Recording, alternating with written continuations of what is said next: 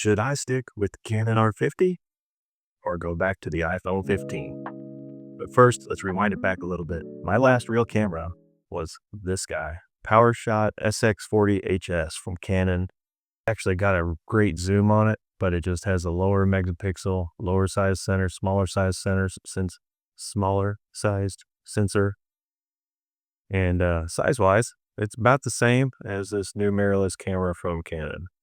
But I didn't really carry it around much just because I really didn't need the long zoom that much. And for the closer up photos, the iPhones have been knocking it out of the park. But what I really wanted to do is get higher quality photos and maybe more creative photos with a little more flexibility as to the types of photos I could take. And that's what led me to buying the mirrorless Canon R50 with the interchangeable lenses. I actually found a great deal on this camera and was really excited about it. However, when I got it in, it came with this 18 to 45 millimeter kit lens, and the kit lens is disappointing to say the least. Could not get a sharp picture out of this thing. It really was just difficult to get anything out of it unless you have really, really, really good lighting. And in most places, if you're trying to catch a candid photo, you do not have really good lighting. And so it really struggled with that. So I thought maybe I'll just get a new lens. So in came the Canon 50 millimeter. This lens was dramatically better than the kit lens that came with the camera. That being said, with this being a crop sensor camera, it's a 1.6 magnification. So 50 lens really behaves like an 80 millimeter lens. And again, for candid shots, for being in the house with the kids or being out with friends, it's really not a great lens for that because it's just too close. You got to get too far away from your subject. And it's a real struggle to get anything that is far enough away. I would say that it is really good for if you're doing portraits and you have time to set up and get the, features just right, get that nice bokeh in the background. That is actually pretty good with this lens. The biggest problem, again, is still that I need to be able to just get that camera out quickly, snap my photo, and because things change quickly. If I'm trying to take a photo of my kids or with my friends and we're out and having a good time and you want to catch that shot in the moment, I'm really, for the most part, going to be able to process and do things in auto and not have time to fiddle with buttons and settings and things like that. But in order to get those closer photos, I had then moved on to this one, the 16 millimeter lens from Canon. And while it did get me closer to my subjects, it really just didn't have great sharpness to it. I realize it's a $250 lens, which to me seems like a lot of money for a lens, but if you really want to get something that's high quality, you're going to be spending some serious cash on that.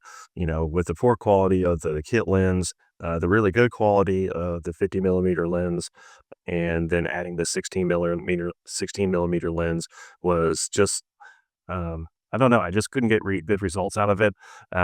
It was just a bit fuzzy. It was really soft. Now I do realize that you can, or someone can, not me, can probably get a much better photo out of this if they really know what they're doing with the manual settings. My problem with that is whenever I'm out and about, I just want to be able to snap a quick photo in the moment, get that candid, want to get that natural photo with the emotions that are actually happening at that time. I don't have time to fiddle with the settings. I'm not good enough at it to be able to quickly do it.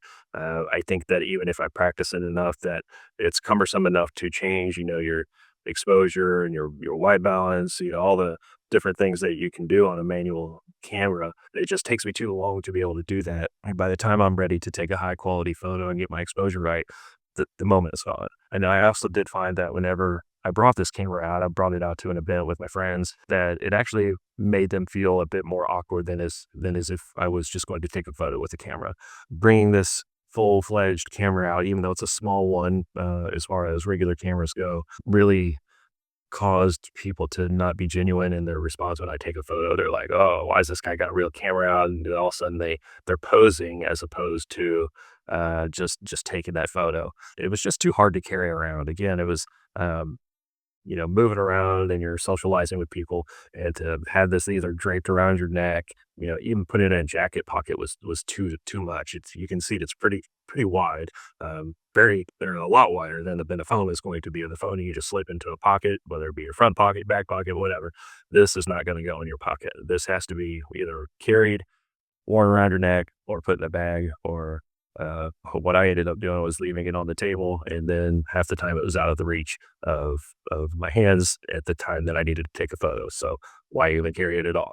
Um, the photos that I got out of this camera and these lenses weren't that much better than what I could get with the iPhone, at least from my skill level. Where does that leave me? Going to continue to use my iPhone. I think that if you are a beginner, there's really no better option than to use your iPhone to get photos that are exceeding what you can get with your iPhone, that you're really going to have to spend a lot of money to be able to do that. This camera is like $550, and each of these lenses is $200 to $250. So you're looking at $1,000 roughly for this setup here, and for it to not be that much better than the photo that I'm getting from a tiny little iPhone is just not justifiable to me. You can get really, really nice lenses for this camera, but they're $1,500 by themselves, and that's cost prohibitive for me. I don't want to throw down that much cash on camera gear at this point. I just want to be able to take quick photos and go about my business. I wanted to do it quickly.